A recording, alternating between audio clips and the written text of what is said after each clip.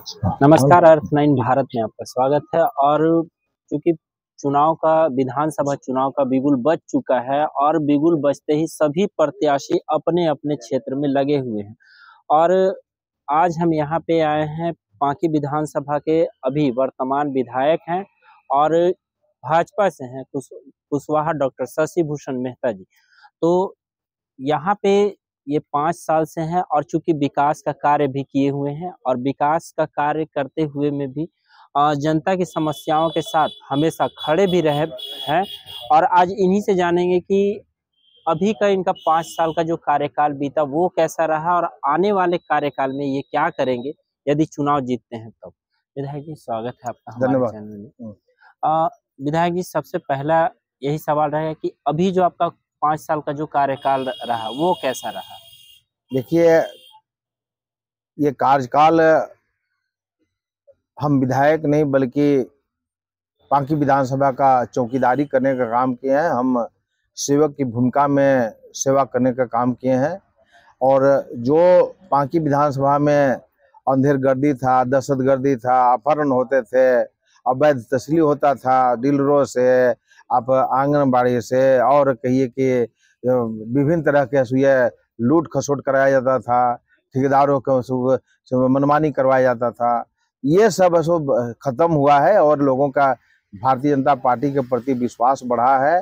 जो मोदी जी ने स्वप्न देखा है कि उस हर घर को ये कि जल नल से शुद्ध पानी देंगे और तमाम बहनों को कहिए कि उनको सम्मान देंगे और इसके साथ साथ युवाओं को नौकरी देंगे और सभी को ये बेरोजगारों को कहिए कि अगर जब तक नौकरी नहीं मिलती है तब तक उनको 2000 रुपया ये देने का बात है हमारी भारतीय जनता पार्टी ने किया है।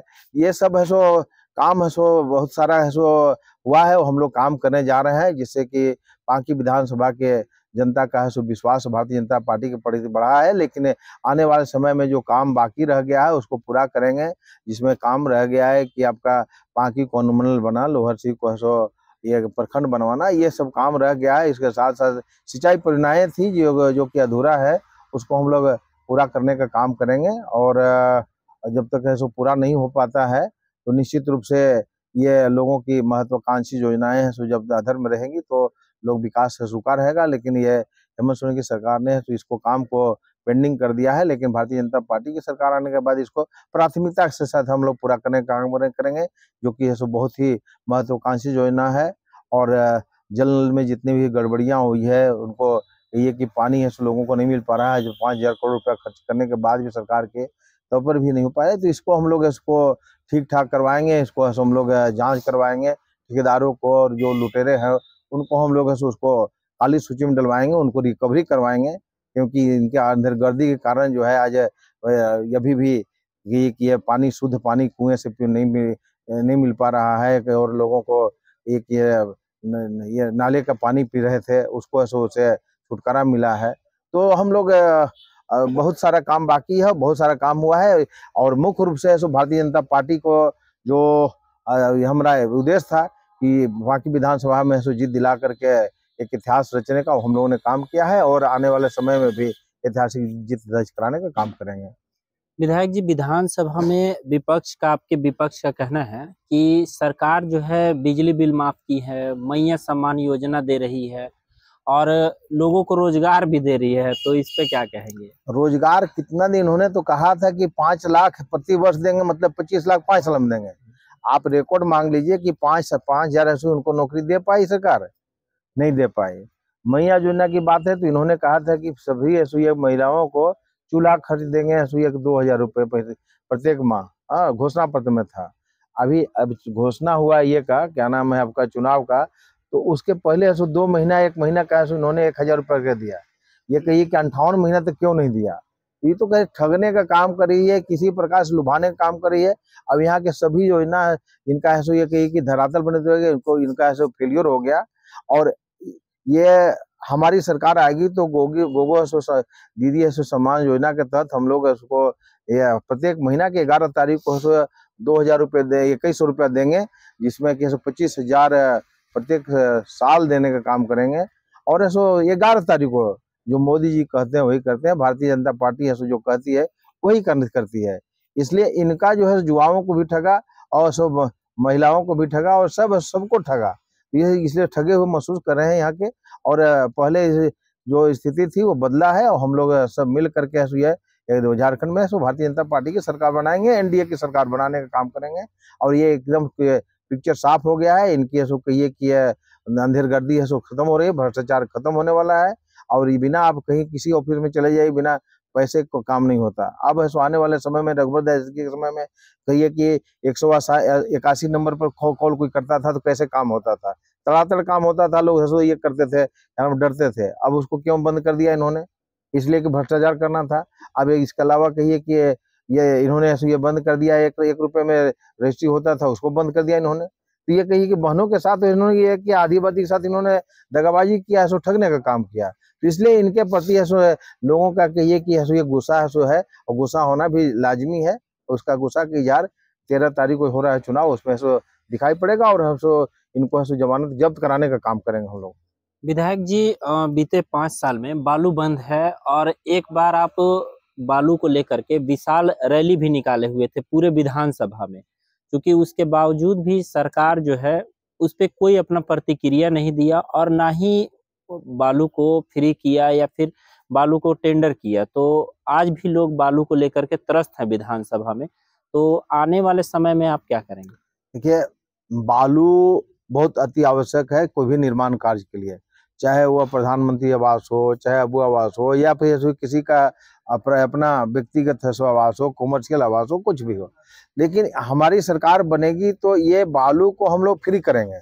बालू को ये सो रख करके उसको ये रखने का चीज नहीं है, वो तो आएगा जाएगा। ये निर्माण कार्य के लिए बहुत ज्यादा बालू, जिसको 10 ट्रैक्टर जरूर होगा, 50 नहीं रखेगा। तो उसको हम लोग फ्री करेंगे। बालू के कारण कहिए कि इतना हाहाकार मचा है कि ऐसो निर्माण कार्य बंद है, लोग ऐसे काम करने के लिए दूसरे राज्यों में जा रहे हैं, गरीब गुरबा को मजदूरी नहीं मिल पा रहा है। ये सब तो मतलब कि उसको ठीक ठाक करना पड़ेगा। हम लोग ऐसो भारतीय जनता पार्टी ठीक ठाक करेगी इसको, और इसके बाद में फ्री बालू हम लोग करने का काम करेंगे। लगातार क्षेत्र में आप घूम रहे हैं, यहाँ के लोगों का क्या रिस्पॉन्स है आपके प्रति?